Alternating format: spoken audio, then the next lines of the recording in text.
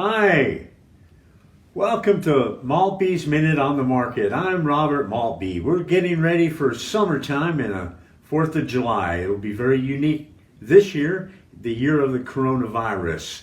Lots to cover, lots to go over, lots to look at, lots to think about as we move ahead with a year that I think has surprised the most pundits in terms of the market's performance. Of course, we called for a buy March 21st when the S&P was down, hit a down draw down to about 2,300, and it's been probably the best quarter we've had in many, many years. Now, what comes next? Well, I want to talk a little bit about a flashback to a time very similar to these days where we had massive social conflict disruption. We had riots. We had Chicago Democrat convention with a lot of arrests there. We had the murders of prominent figures, MLK, Robert Kennedy.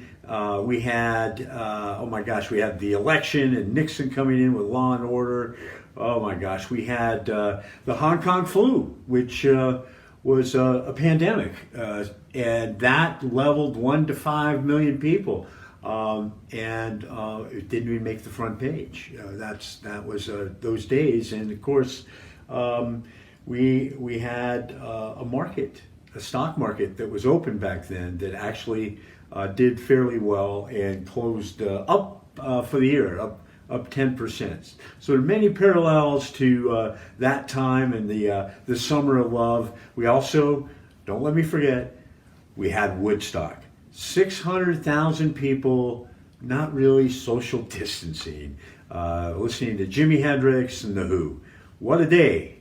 And here we are today, and where are we going to go from here? So let's take a look at some of the things going on. First, on the COVID factors, the media is waging a full court press on the second wave.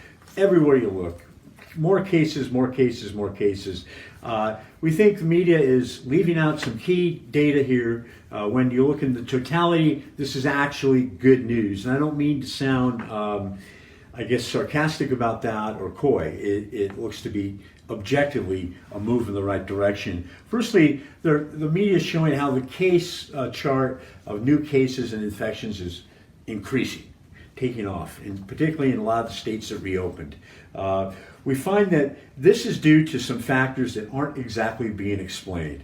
There's been a large increase in the amount of tests, and there's been a large shift in who is testing in those demographics. Younger people are now 50% of those tests.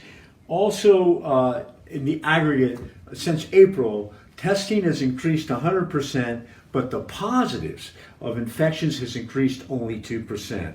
So relative to that, it doesn't look so horrible. Now, CDC has been talking, and of course, Dr. Fauci is out there too. What's the CDC saying? Well, they said that right now, they believe that probably 10 more people are infected than have been detected. What does that mean? That means that there's a lot of asymptomatic, mild cases walking around that are probably showing up in the mix right now, increasing the positive rate in the very near term. And that's what the media is latching onto. What they're not talking about is how they're generally young people and they're pretty healthy. They're doing pretty good. So, in fact, Dr. Redfield of the CDC, he says that possibly up to 10% of the population has been exposed. So when you do the math and you do the calculations and you look at the young people, or 50 on down to 18, you find that when you look at the it's claimed by the CDC and Dr. Redfield that this coronavirus is not as bad as we thought at first.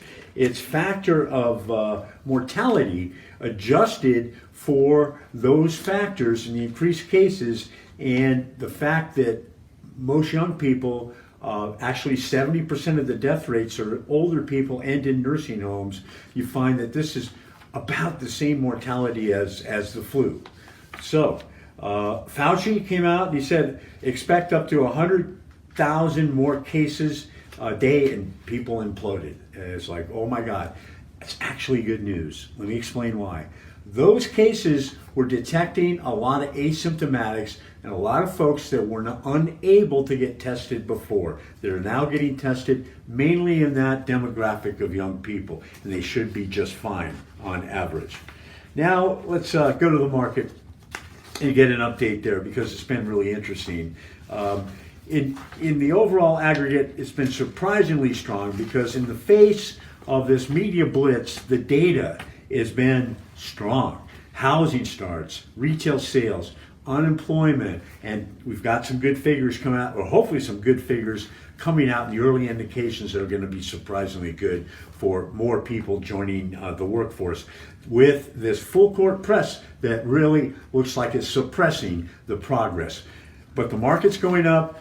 People are doing the research that are running assets and making intelligent decisions. So we're not having COVID forever. It should hopefully get under control by either herd immunity or a vaccine. The market has experienced some profit taking in select high growth issues like Beyond Meat, fueled by COVID fear. We have a couple of ideas here that have done well to take advantage of that.